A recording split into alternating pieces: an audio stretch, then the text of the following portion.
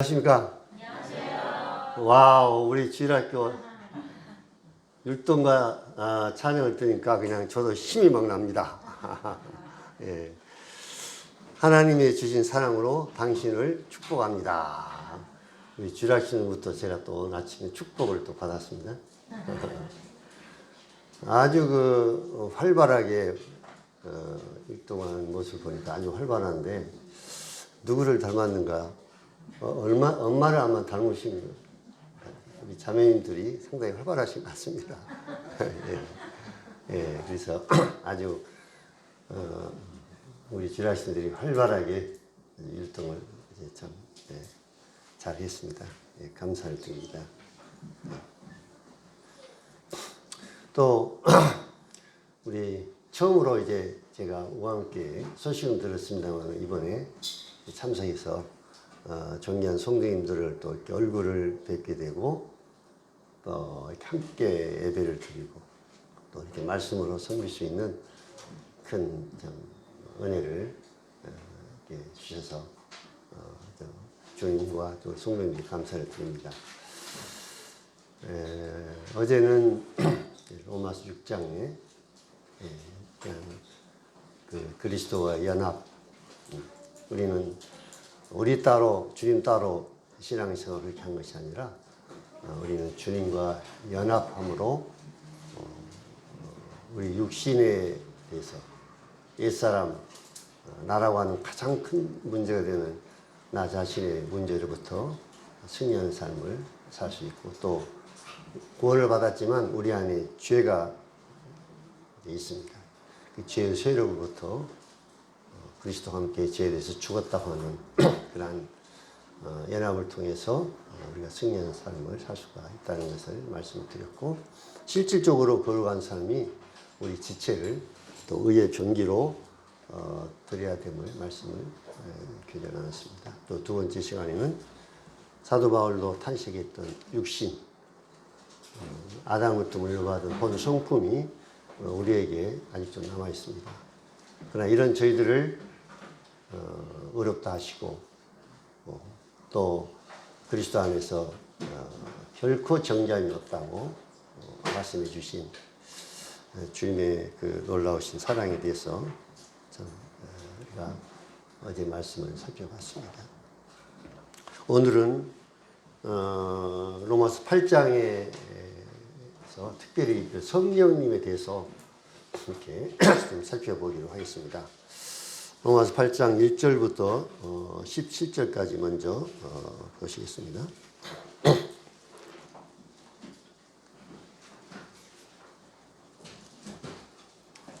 로마서 8장 1절부터 그러므로 이제 그리스도 예수 안에 있는 자에게는 결코 정죄함이 없나니 이는 그리스도 예수 안에 있는 생명의 성령의 법이 죄와 사망의 법에서 너를 해방하였습니다.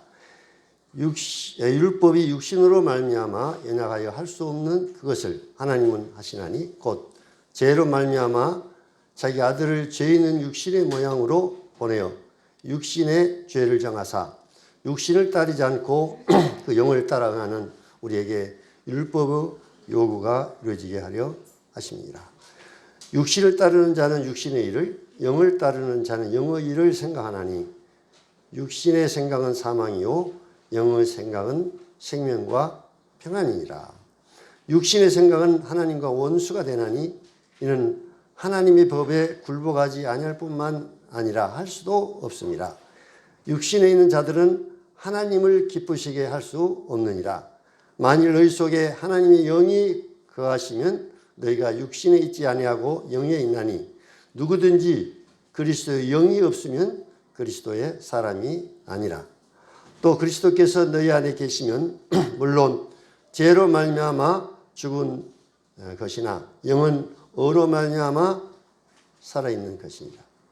예수를 죽은 자 가운데서 살리신 이의 영이 너희 안에 거하시면 그리스도 예수를 죽은 자 가운데서 살리신 이가 너희 안에 거하시는 그 영으로 말미암아 너희 죽을 몸도 살리시리라. 그러므로 형제들아 우리가 빚진 자로 돼 육신에 져서 육신대로 살 것이 아니니라. 너희가 육신대로 살면 반드시 죽을 것이로되 영으로서 몸의 행실을 죽이면 살리니 무릇 하나님의 영으로 인도함을 받은 사람은 곧 하나님의 아들이라.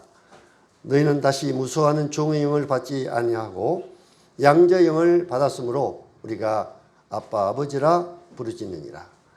성령이 친히 우리의 영과 더불어 우리가 하나님의 자녀인 것을 증언하시나니 자녀이면 또한 상속자 곧 하나님의 상속자요 그리스도와 함께한 상속자니 우리가 그와 함께 영광을 받기 위하여 고난도 함께 받아야 할 것입니다.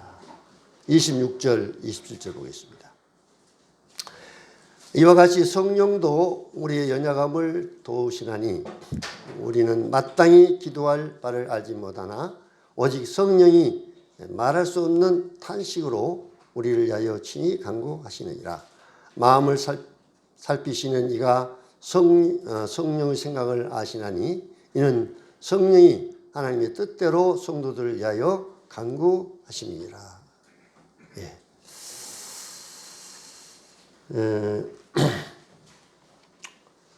로마서 1장부터 7장에 읽어보면 성령님에 대해서 4번 이렇게 언급이 됩니다. 그런데 방금 읽은 우리가 말씀에서도 나왔습니다만 로마서 8장에는 성령님에 대해서 무려 17번이나 이렇게 언급을 하고 있습니다. 그래서 로마서 8장은 성령님이 그리스도의 삶과 어떠한 연관이 있는가에 대해서 말씀을 해주고 있습니다. 성령님에 대해서 잠깐 우리가 얼마나 우리가 성령님에 대해서 알고 있는가. 나 자신도 예수 그리스도와 하나님에 대해서는 좀 이렇게 배우고 듣고 또 관심을 갖고 이렇게 살펴봤습니다만은 성령님에 대해서는 별로 깊은 관심을 갖지 않았던 것 같습니다. 이 성령님은 누구신가? 성령님은 삼위 되시는 하나님의 삼위 중 한 위인 것입니다. 하나님, 예수 그리스도, 성령님.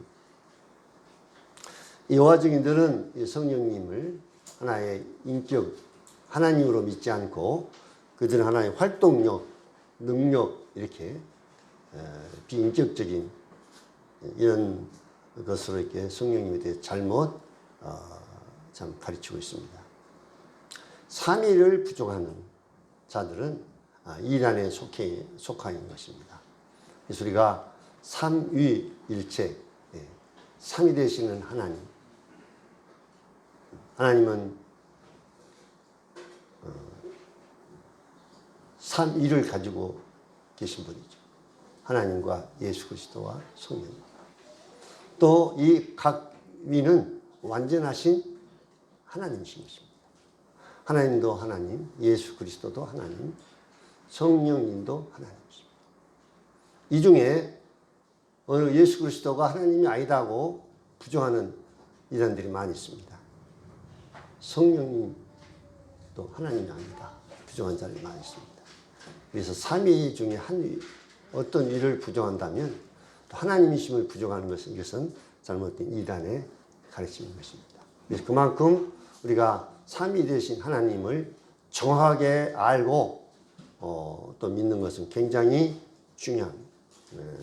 그래서 우리가 이단을 쉽게 구별할 수 있는 방법은 이단에서 많이 연구할 필요 없습니다. 하나님과 예수 그리스도, 성령 이 삼위를 부정하거나 또 그 중에 어느 한 일을 하나님이 아니다고 예수님을 하나님이 아니라고 여호와 증인들은 예수님을 하나님 부정합니다. 월명교도 예수님을 하나님인 것을 부정합니다. 말할 것도 없이 해교도 무슬림들은 예수 그리스도 하나의 선지자 중에 한 분이다. 이렇게 많은 이단들이 예수님을 하나님이심을 부정하고 있습니다. 그 다음에 성령님이 누구시냐? 성령님도 분명히 성경에서 우리가 살펴보면 하나님이십니다. 사도행전 5장에 읽지는 않겠습니다만은 아나니아 삽비라가 땅을 팔아서 땅값을 얼마를 이제 감추고 이것이 전부다고 속이고 이제 사도에게 이 땅값을 바쳤습니다. 그때 베드로가 아나니아에게 아나니아가 어찌하여 사단이 내 마음에 가득하여 내가 성령을 속이고 땅값 얼마를 감췄느냐. 땅이 그대로 있을 때도 내 땅이 아니며 판 후에도 내가 임으로 할 수가 없더냐. 어찌하여 이 일을 내 마음에 두었느냐. 사람에게 거짓말하는 것이 아니오 하나님에게로다. 내가 성령을 속였다고 그렇게 말씀하시면서 이 성령님 곧 하나님이시다. 내가 하나님을 속였다. 성령님과 하나님을 이제 동등한 분으로 말씀하고 있습니다.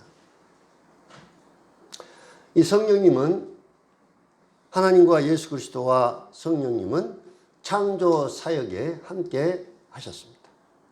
태초에 하나님이 천지를 창조하십니다.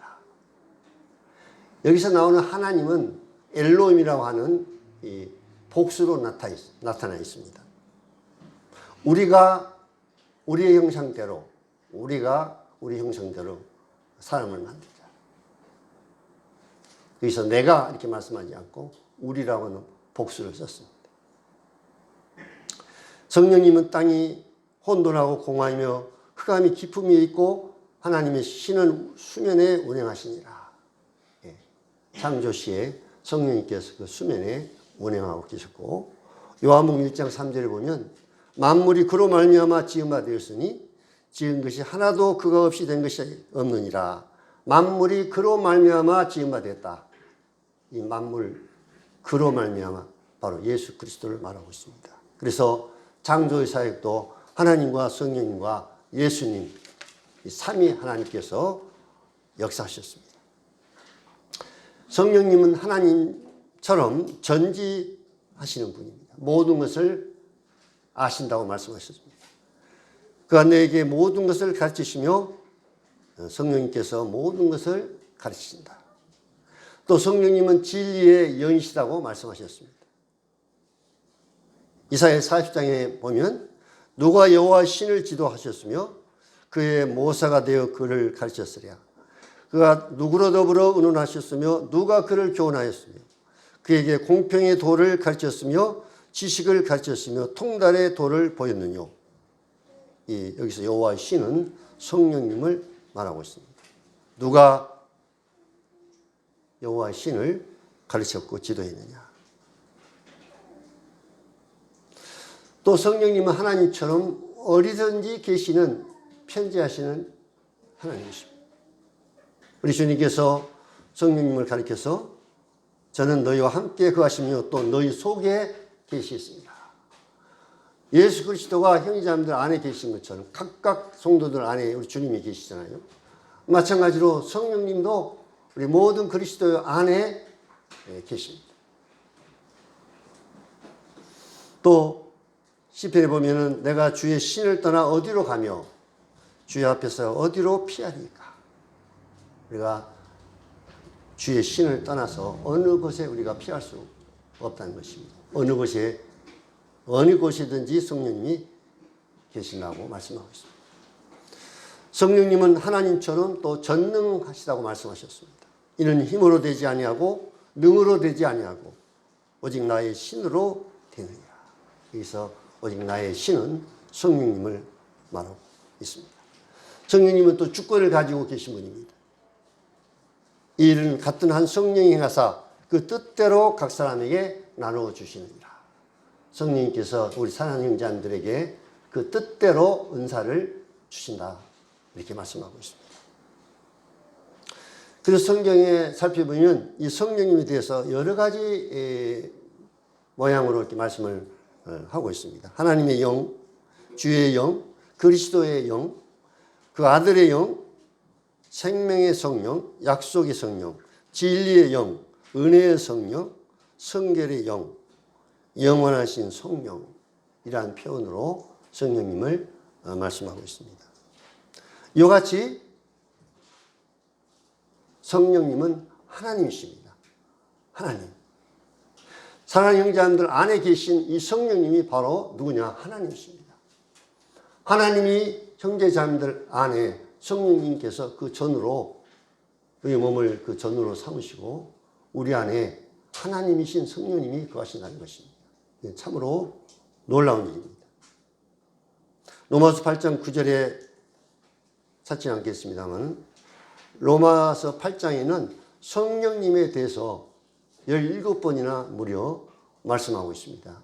그래서 그리스도인의 실제적인 삶은 우리 개인의 힘으로나 능력으로 살 수 있는 것이 아니라 우리 안에 계신 성령님의 능력으로 우리가 그리스도인 삶을 살 수 있는 것을 말씀해 주고 있습니다.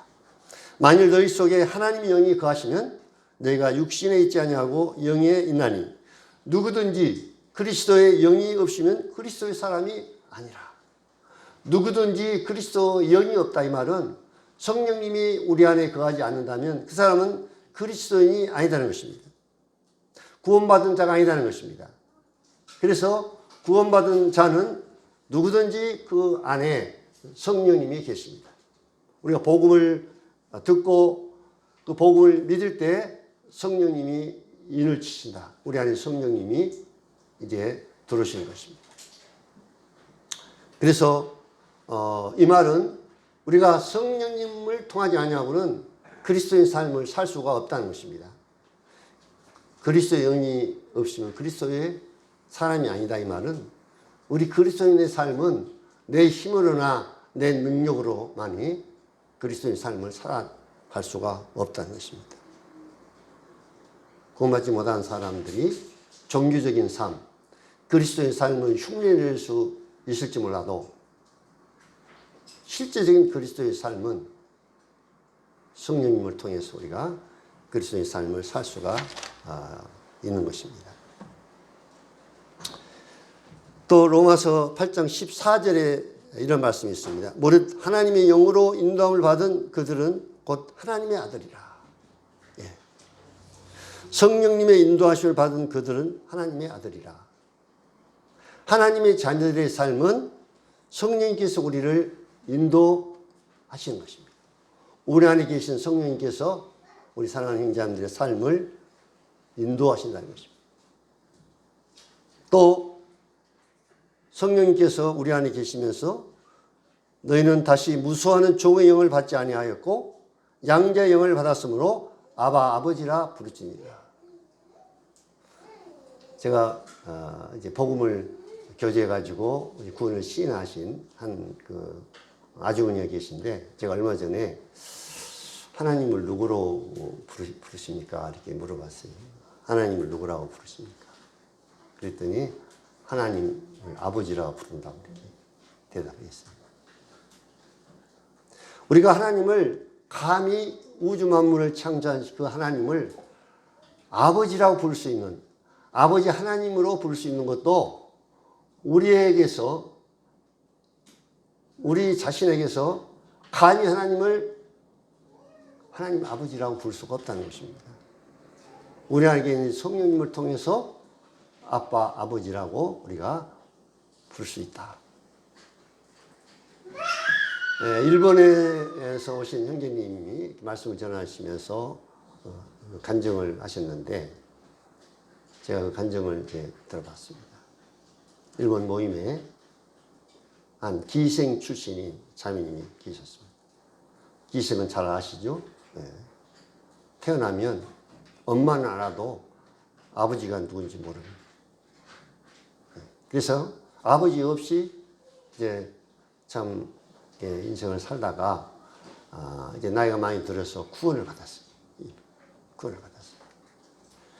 그래서 이제 구원을 받고 이 자매님이 이제 하시는 그 고백이 자기 생에 처음으로 아버지를 이제 부를 수 있었다는 것입니다. 그 자매님이 눈물을 흘리시면서 하나님에게 아빠, 아버지, 아빠, 아버지. 참으로 눈물을 흘리면서 감격스러운 하나님을 아버지라 부를 수 있습니다. 자기 생애에 처음으로 아버지를 이제 아버지라 부를 수 있는 진정한 하나님, 진정한 아버지를 아버지로 부를 수 있는 그런 고백에 대해서 눈물을 흘리면서 그런 고백을 했다고 하는 간증을 들었습니다.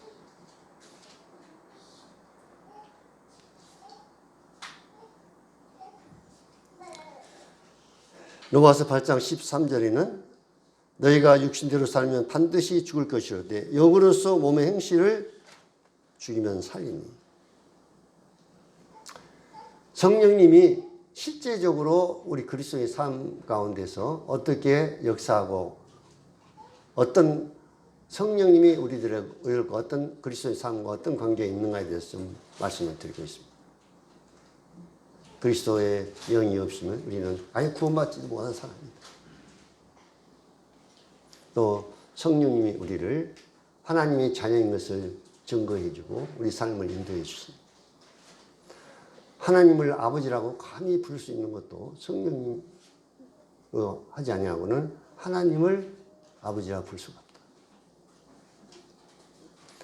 또 여기 보니까 우리의 육신의 이 육신적인 것들을 성령님을 통해서 몸의 행실을 죽이면, 여기서 죽인다는 말은 극복한다고 하는 그런 의미입니다. 어제도 이제 우리가 육신의 이 부분에 대해서 참 말씀을 나눴습니다. 육신은 아담으로부터 물려받은 본 성품이라고 말씀드렸습니다. 그래서 우리 육신에 나오는 안목의 정욕, 육신의 정욕, 안목의 정욕과 이성의 자랑, 이러한 욕구들이 우리 안에서 계속 이렇게 나옵니다. 욕구를. 그래서 이러한 욕구들을 어제도 이 말씀을 드렸습니다만 성령님께서 우리 안에서 역사하셔서 그리스도 연합을 통해서 나라고 하는 이 육신이 예수님 안에서 죽었다. 죽음을 통해서 그리스도 연합을 통해서 실질적으로 육신의 이러한 욕구를 극복할 수 있는 그러한 능력이 바로 우리가 성령님을 통해서 이 사실을 우리 안에서 성령님 깨닫게 해주셔서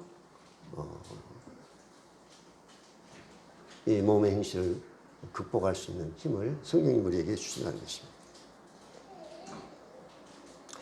기도할 때도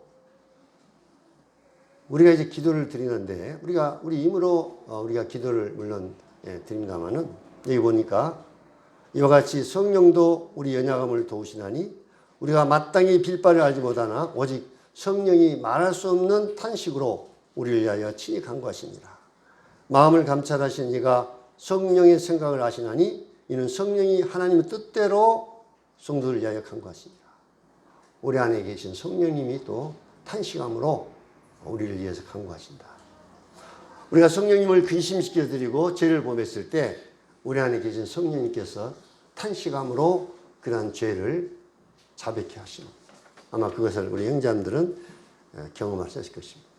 성령님을 근심시켜 드실 때 성령님이 말할 수 없는 탄식으로 우리가 잘못한 것을 깨닫게 하셔서 죄를 자백케 하시고, 또 성령님의 우리가 충만한 삶을 살 때, 성령님의 지배함을 받는 삶을 살 때 우리 안에서 성령님께서 또 친히 간구하시는 이러한 경험을 우리가 할 수가 있습니다. 저도 참 어떨 때 내 안에서 참 성령님의 강한 이 탄식이 나오고 하나님 앞에 그런 간구를 이렇게 드릴 때가 있습니다. 성령님이 내 안에서 강한 탄식함으로 기도케 하시는 것을 참 경험을 하고 있습니다. 또 로마서 8장 2절을 보면 죄와 사망의 법에서 생명의 성령의 법이 너를 해방했다. 이렇게 말씀하고 있습니다. 이는 그리스도 예수 안에 있는 생명의 성령의 법이 죄와 사망의 법에서 너를 해방하였다. 우리가 구원받기 전에는 이 죄와 사망의 법 아래 있었습니다. 그래서 죄와 사망의 법 아래 끌려서 살다가 결국은 이제 이 죄와 사망의 법에서 해방받지 못하게 되면 하나님의 심판과 또 영원한 멸망을 당할 수밖에 없습니다. 죄와 사망의 법에서 우리가 해방을 받지 못하면. 그런데 이제 생명의 성령의 법이 우리를 죄와 사망의 법에서 이제 해방을 받게 했다. 그래서 우리는 죄와 사망의 법 아래 있지 아니하고 생명의 성령의 법 아래, 그 성령의 지배 아래서 우리가 지배를 받는 이런 삶을 살고 있는 것입니다. 예를 들어서 이 돌멩이는 생명이 없기 때문에 이렇게 우로 이렇게 돌멩이를, 이 돌을 던지면은 중력의 법에 의해서 땅에 이제 그대로 잡아당기는 힘에 의해서 이제 떨어지게 됩니다. 왜냐하면 이 돌에는 생명의 법이 역사하지 않기 때문에 중력을 힘을 이길 만한 힘이 그 돌에는 없어요. 전혀 없습니다. 그래서 그대로 중력의 힘에 지배를 받아서 땅에 떨어집니다. 그러나 이 쇠는 그 안에 생명이 있기 때문에 쇠를 이렇게 던지게 되면은 쇠는 어떻게 됩니까? 중력의 힘을 극복하고 이렇게 해서 하늘을 나릅니다. 그 안에 쇠 안에 생명의 법이 작용하고 있기 때문에 중력의 법이 잡아당기려고 해도 그 쇠는 생명의 힘에 의해서 하늘을 날 수가 있는 것입니다. 이와 마찬가지 우리도 죄와 사망의 법 아래 있던 우리를 이제 생명의 성령의 법으로 우리를 해방시켜 주셔서 우리가 성령님의 지배함을 받는 이런 삶을 그리스도인이 살 수 있도록 이렇게 역사하셨습니다. 이제 조금 있다가 성령 충만한 삶에 대해서 살펴보겠습니다만은, 자, 그래서 로마서 8장에서 구체적으로 우리가 그리스도인 삶을 살 수 있는 것들이 우리의 힘만으로는 안 된다. 사도 바울이 로마서 6장 7장에 대해서 말씀하시면서 8장에 넘어와서는 성령님을 강조하고 있습니다. 우리 안에 계신 성령님이 우리 그리스도인 삶과 어떤 실제적인 연관이 있는가, 그에 대해서 지금 말씀을 드리고 있습니다. 성령님, 하나님이신 성령님, 그 성령님이 우리 안에 계신다는 것입니다. 에베소서 5장 18절을 보시겠습니다. 어떤 형제님이 좀 찾아서 읽어주시면 감사하겠습니다. 에베소 5장 18절. 술 취하지 말라. 이는 방탕한 것이니 오직 성령으로 충만함을 받으라. 예, 감사합니다. 이 말씀은 우리 그리스도인들이 아마 많이 듣고 아는 그런 말씀입니다. 그렇지만 다시 한번 성령 충만한 삶이 구체적으로 어떤 삶을 말하는가에 대해서 한번 살펴보겠습니다. 여기서 성령 충만함을 받으라는 말씀은 명령형입니다. 명령. 그러니까 받아도 되고 안 받아도 되고 하는 말씀이 아니라 성령 충만함을 받아야 된다는 것입니다. 모든 그리스도인들은 성령님의 충만함을 받아야 된다. 왜냐하면 좀 전에 말씀을 드렸습니다. 성령님이 아니고는 우리가 실제적인 그리스도인의 삶을 우리 힘으로 살아갈 수가 없다는 거예요. 예. 우리 그리스도인의 삶에 대한 이러고 해라, 뭐 하지 마라 하는 말씀들이 얼마나 많이 있습니까? 그런 말씀을 순종할 수 있는 힘도 우리의 자신의 힘으로만 안 된다는 것입니다. 하나님의 말씀을 순종할 수 있는 것. 우리 안에 계신 성령님을 통해서 가능한 겁니다. 말씀에 순종하는 것까지도. 그런데 이 성령님의 충만함을 우리가 그리스도인들은 받아야만이 그런 삶을 살 수가 있는 것입니다. 성령 충만은 현재 시제로서 성령 충만한 상태를 계속 유지하라는 그런 말씀입니다. 어제는 성령 충만했다가 오늘은 우리는 성령 충만함을 받지 못하고 성령님을 근심시켜 드림으로 또 성령 충만함을 받지 못할 때가 있습니다. 그래서 성령 충만함은 형제자매들이 평상시의 삶 가운데서 직장에서나 또 가정에서나 나의 매일매일 삶 속에서 성령 충만한 가운데 삶을 살아야 된다는 것입니다. 오순절 이전에는 성령님이 사람들 위에 임하셨다가 또 떠나기도 하고 그랬습니다. 그러나 성령님이 오신 이후로, 오순절 이후로는 성령님이 그리스도인 안에, 사람 안에 임하셨어요. 이건 참으로 놀라운 일입니다. 예. 우리 형제자매들 안에 성령님이 임하셨습니다. 조금 전에도 말씀드렸습니다. 성령님이 없는 자는 구원받은 사람이 아니다. 그러면 성령이 충만하는 의미가 어떤 의미를 말하는가? 이 부분에 대해서 많은 오해를 하고 있습니다. 일반적으로 이 오순절 계통에 있는 사람들은 성령 충만함을 뭐 방언을 하고 귀신을 쫓아내고 병을 고치고 이런 어떤 신비적인 어떤 체험이나 이런 방언도 하고 능력해가고 이런 것을 성령 충만으로 그들은 잘못 오해를 하고 있습니다. 성령 충만함은 그리스도인 삶이 성령님으로 지배를 받는 또 성령님으로 인도하심을 받는 삶을 성령 충만한 삶인 것입니다. 성령님은 어떤 능력 그 자체나 어떤 활동력 그 자체, 비인격적인 것이 아니라 성령님은 인격이신 하나님이신 이란 인격이신 분이기 때문에 성령님의 충만을 받으라 이 말은 성령님의 지배함을 받는 삶을 말합니다. 성령님께서 우리 삶을 지배하고 인도하고 그래서 우리 매일매일 삶 가운데서 그 성령님의 지배하심과 인도하심을 받는 삶을 성령 충만한 삶으로 이렇게 말씀하고 있습니다. 그래서 성령 충만하면 어느 순간에 일어났다가 그냥 끝나는 것이 아니라 계속 진행되는 상태고 계속해서 매일매일 순간순간 우리는 성령님의 지배하심을 받고 인도하심을 받는 삶을 살아야 된다는 것입니다. 자, 그러면 성령 충만한 삶에 나타나는 그리스도인의 삶은 어떤 것인가? 구체적으로. 자, 그 말씀이 이제 성령 충만함을 받으라는 말씀을 하시고 에베소 5장 19절부터 에베소 6장 1절부터 19절까지에 대해서 구체적인 말씀을 해주고 있습니다. 제가 그 부분은 굉장히 찾지 않아도 제가 말씀을 드리겠습니다. 19절을 보면 시와 찬미와 신령한 노래들로 서로 화담하며 너의 마음으로 주께 노릇하며.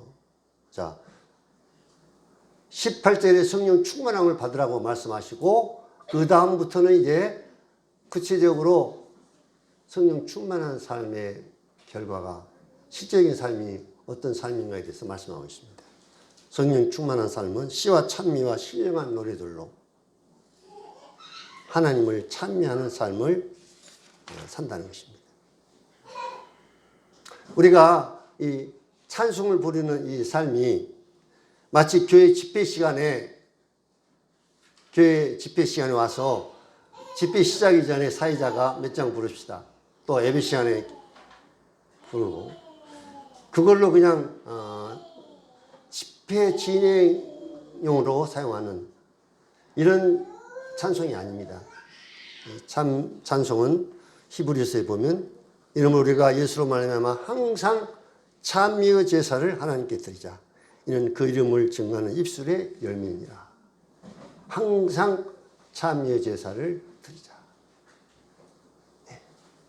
우리가 직장에서나 가정에서나 매일매일 삶 가운데서 우리가 하나님을 찬양하고 찬송을 드립니다.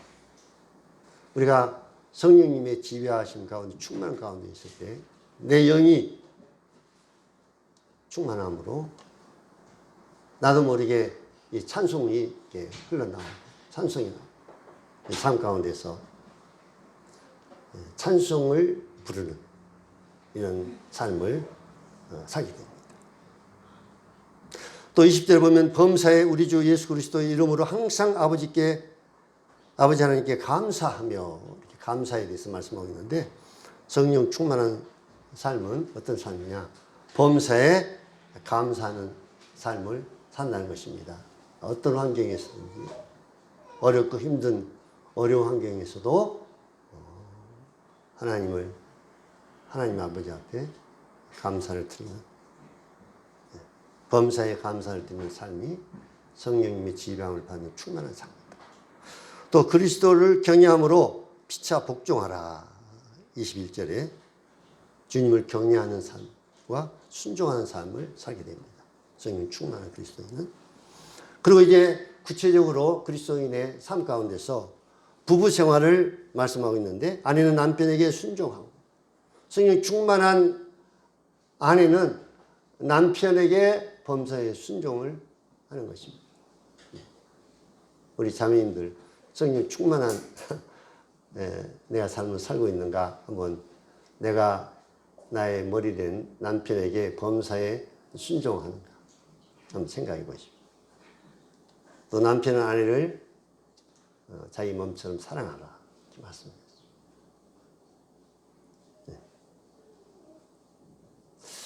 저도 제 아내를 생각할 때 이 부분에서 늘 마음에 이제 좀 많이 걸립니다. 예. 아내로부터 성별을 많이 이제 받고 사는데, 아내를 많이 배려해주고 이런 부분에 대해서 정말 많이 부족했던 것 같습니다. 그래서 이번에 코로나를 걸렸거든요, 저가 둘이. 그래가지고 저희 자매가 좀 코로나 걸려가지고 어렸을 때, 제가 이제 아침에 일어나서 뜨신 물을 이렇게 좀 따뜻히 끓여가지고 이렇게 일어나서 먹으라고 이렇게 갖다 주기도 하고, 또 설거지도 이렇게 좀 해서 도와주기도 하고. 네. 조금 이제 나이가 들어서 속이 좀 제가 들어서 아내를 좀 배려하고, 더 사실상 평상시 잘해야 되는데, 네. 그렇습니다. 우리 형제님들 좀 성령 충만한 우리 형제님들은 아내를 사랑하고 잘 배려해주는, 특별한 것이 아닙니다. 성령 충만한 것이. 뭐 신비한 걸 체험하고 그런 거 아닙니다. 우리 삶 가운데서. 또 자녀들은 부모에게 순종하라. 부모를 공경하라. 지금은 세상이 어떻게 거꾸로 되는 것 같아요.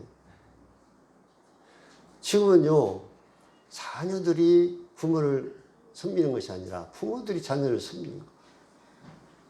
나이가 많이 들어 힘든데도 손자, 손녀 또 보려고 아주 힘들어. 네.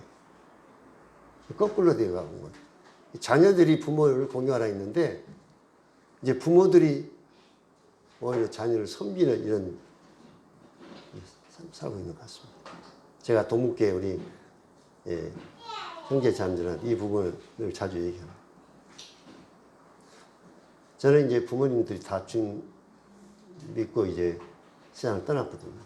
그래서 보니까 참 후회가 많이 됩니다. 부모님들을 더 잘 섬기지 못하고, 제가 자식으로서 부모 마음을 많이 아프게 했습니다. 이제 힘들어서 저 진도에 살면서 대학교까지 이제 해서 힘들게 해서 영어 교사를 이렇게 하다가, 그걸 이제 주님 섬긴다고 영어 교사 그만두고 이제 전적으로 주님을 섬긴다 하니까, 저희 아버지가 진도에서 저희 집까지 이제 광주까지 찾아와가지고 처음에는 막 화를 내시고, 또 그래도 말 안 듣니 결국은 눈물까지 흘리시고, 네, 그랬었어요. 그래서 제가 주님의 부르심을 받은 걸 포기할 수 없어서 좀 부모 마음을 아프게 하지만 그 길을 갔습니다. 또 필리핀에 간다고 할 때 또 부모님 울었습니다. 필리핀 간다고 할 때. 네.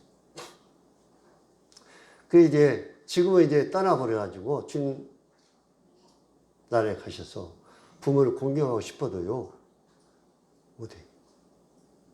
근데 주님 말씀에 부모를 공경하면 이 땅에서 많은 놀라운 약속을 하셨어요. 그렇죠? 그렇잖아요?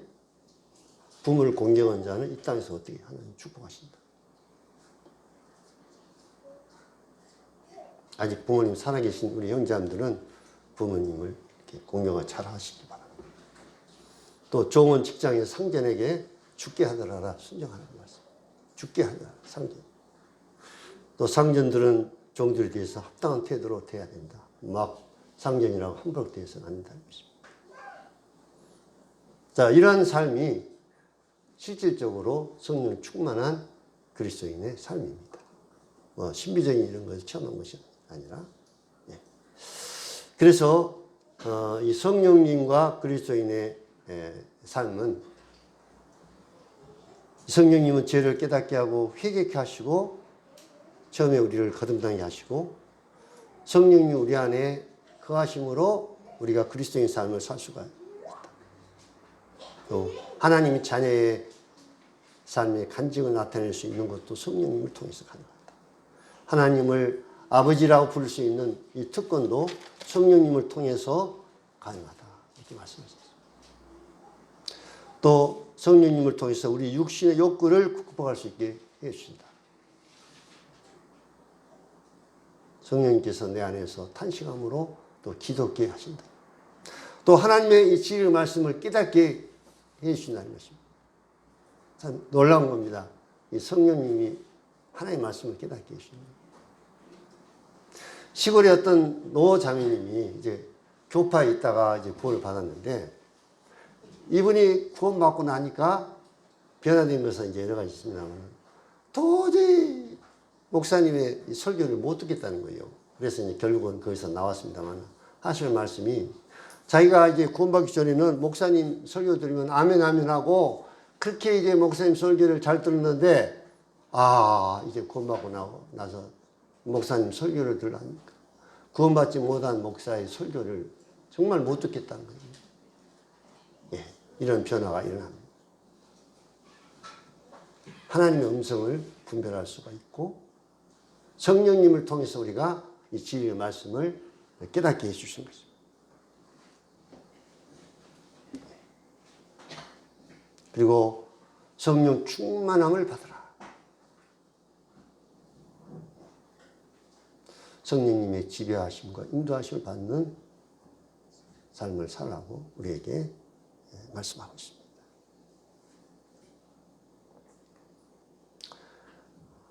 예, 마지막으로 성령님과 교회에 대해서 좀 말씀을 나누겠습니다. 시간이 좀 남아 있습니다. 자, 그러면 성령님과 이 교회에 어떤 또 연관이 있는가? 고린도서 3장 16절에 보면 너희가 하나님의 성전인 것과 하나님의 성령이 너희 안에 거하시는 것을 알지 못하느냐.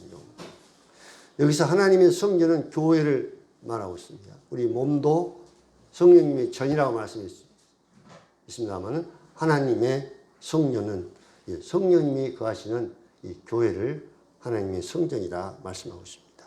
이 교회 안에 성령님이 계십니다.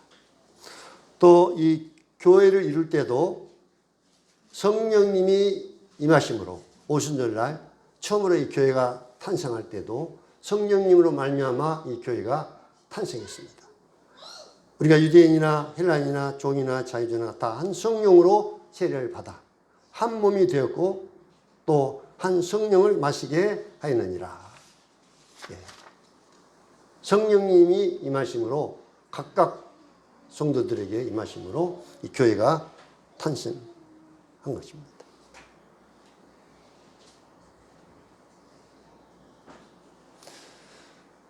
성령님과 예배에 대해서 말씀을 좀 드리겠습니다. 하나님의 영이시니 예배하는 자가 영과 진리로 예배할지니라.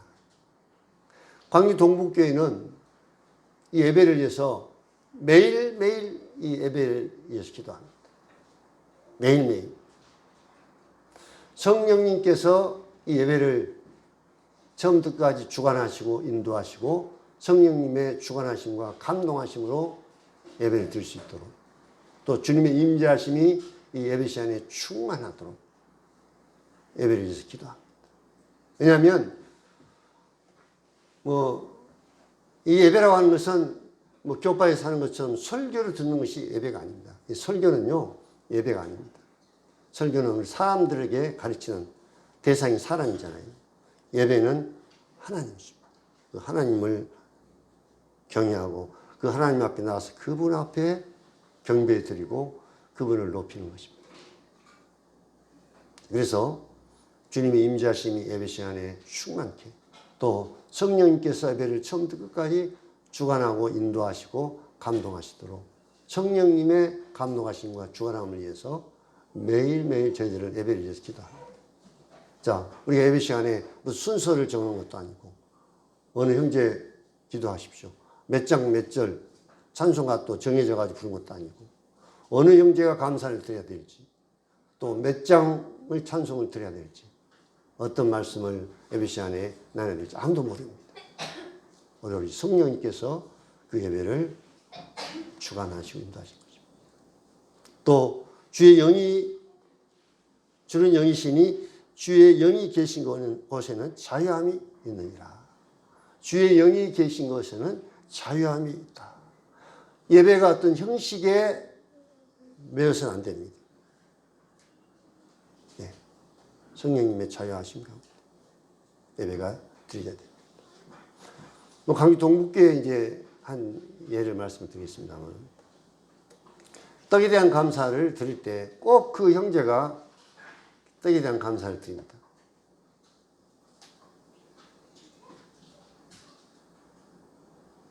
그래서 이건 잘못하면 어느 한 형제가 꼭 떡에 대한 감사를 그냥 이렇게 계속 드림으로 인해서 잘못하면 이 예배가 형식화 될 수 있고 그래서 형제한테 교제를 했습니다.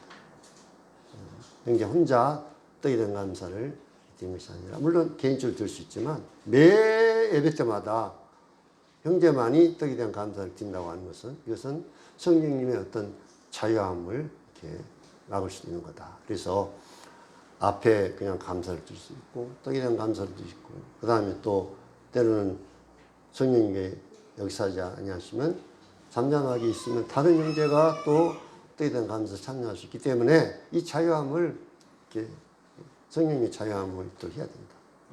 제가 어느 모임에 가니까 판단은 아닙니다만 어느 형제님이 시작할 때 감사를 이제 드려서 시작하고 떡에 대한 감사를 또 그 형제님이 드리고 예배 끝나는 마무리 또 감사를 그 형님 드리고 그래서 이제 예배가 마치더라고. 그래서 이제 처음에 이거 아닌데 이런 생각을 했는데 그 다음에 또 초청을 받아서 그 모임에 갔더니 여전히 그렇게 하고 있었습니다. 그래서 이것은 어떤 형식에 매이고 성령님의 자유하심 가운데 우리가 하나님 앞에 예배를 드려야 됩니다. 그때그때 성령님의 인도하심을 받아서 저는 때로는 찬송가를 태가지고 옵니다. 근데 여러 형제들이 찬송가를 이제 태가니까 제가 주님 앞에 태가려고 찬송가를 준비하고 왔는데 또 성령님께서 계속 다른 형제들의 찬송가를 태가고 막 이렇게 해서 그냥 그 찬송가를 안 태가고 그냥 이렇게 내놓을 때가 있습니다. 준비했으니까 그냥 찬송가 몇 장 부리더니 내가 반드시 태워야 된다 이것이 아닙니다. 준비를 했지만 준비해가지고 와야 되죠. 찬송가를. 또 감사도 또 말씀도. 근데 때로는 말씀과 감사를 이렇게 드려야 되겠다고 말씀을 준비하고 왔습니다만 또 그걸 못 드릴 때가 있습니다.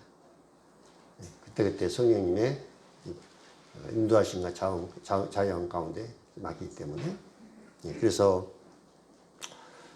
성령님의 주관하심과 인도하심이 하나님 교회 예배 시간에 있기 또 어떤 형식에 고정된 어떤 형식에 매이지 않고 그때 성령님의 인도하심과 자유함이 있어야 되는 겁니다. 예배 시간. 또 이 교회 하나님의 말씀 성령님께서 교회 은사를 주십니다. 그렇죠? 교사, 목자, 전도자 이 모든 일은 같은 한 성령이 해서 그 뜻대로 각 사람에게 나눠줍니다. 어느 교회를 이제 가보니까 몇 명의 형제들이 돌아가면서 이렇게 말씀을 전하고 있었습니다. 뭐 어린 형제를 그 중에 뺄 수도 없고, 뭐 그러니까 그냥 정해가지고 이렇게 말씀을 이렇게 순서대로 정해가지고 이번 주는 누구누구 이렇게 해가지고 하는데, 그 가운데 은사가 아닌, 정말 가르치는 은사도 아닌 이런 형제를 그냥 순서에 넣어가지고 이렇게 말해가지고. 근데 형제는 잘 아시는 대로 주님이 주신 은사가 아닌 형제가 말씀을 전하고 이렇게 하면, 은사는 하나님이 성령 통해 주시잖아요.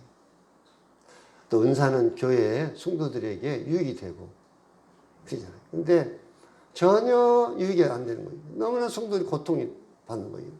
그 형제가 말씀 전하고 성도들이 끝날 때까지 참 어렵습니다. 자, 그러면 어떻게 해야 됩니까?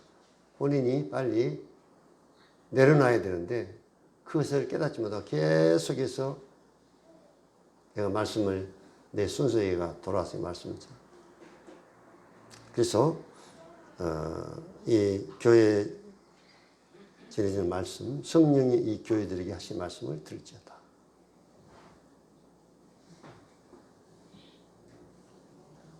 또 특별히 우리 사랑하는 인자들은 말씀을 위해서 기도를 많이 하셔야 됩니다. 저도 이번에 집회를 이제 앞두고 성도님들에게 기도 부탁을 했고, 또 교회적으로도 기도했고, 저 개인적으로 기도했습니다. 말씀이 어떤 지식적으로 아무리 유창하게 잘 들었나 할지라도 성령님께서 역사하지 아니하시면 그 역사가 없습니다. 성령님께 역사해야 돼요. 그래서 특별히 하나님 교회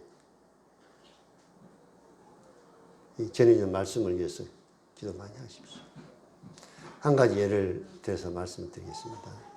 어느 교회에 D.L. 무디가 이제 말씀을 전하기 위해서 와서 이제 말씀을 전하게 됐는데, 이제 언니 동생인 이 두 자매가 있습니다. 근데 언니 자매는 몸이 아파가지고 이제 집회 참석할 수 없어서, 동생이 이제 집회 갔다 오니까 오늘 말씀 누가 전하고 말씀 어쨌냐고 물어보니까, 우리 교회에 D.L. 무디 분이 와서 말씀을 전해. 말씀이 어떠냐고 물어보니까, 말씀이 어떤 성령님의 강한 역사하시는 것이었던 것 같다고 이렇게 이야기를 해서, 그 언니 자매가 그 얘기를 듣고 바로 그 후로 금식 기도에 들어갔습니다. 금식. 그리고 이제 밤 집회가 이제 진행되어졌고, 밤 집회가 끝난 다음에 또 동생 자매한테 물어왔습니다. 이번에는 놀라운 성령의 역사가, 많은 결신자들이 주님을 이제 믿겠다고 결심하고 성령께 강력하게 역사하신다. 그런데 오전 시간하고 오후하고 어떤 차이가 생겼습니까? 같은 말씀을 전하는 같은 D.L. 무디, 또 같은 장소, 또 듣는 청중들 마찬가지. 왜 오전에는 역사가 없었고 오후에는 역사가 있었습니까? 그것은 바로 성령님의 역사. 한 자매의 금식 기도를 통해서 하나님 앞에 기도했을 때, 기도를 통해서 역사하신 성령님의 역사였습니다. 그래서 우리가 매일매일 일요일날과 수요일날 말씀을 여러분 듣습니다만은, 정말 하나님 교회 단에서 전해지는 말씀을 위해서 성령님의 역사가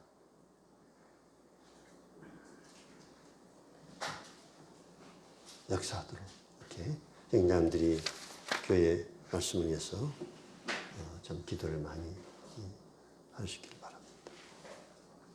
네, 오늘 이 시간은 로마서 8장에 나오는 성령님의 역사에 대해서 살펴봤습니다. 네, 이상입니다.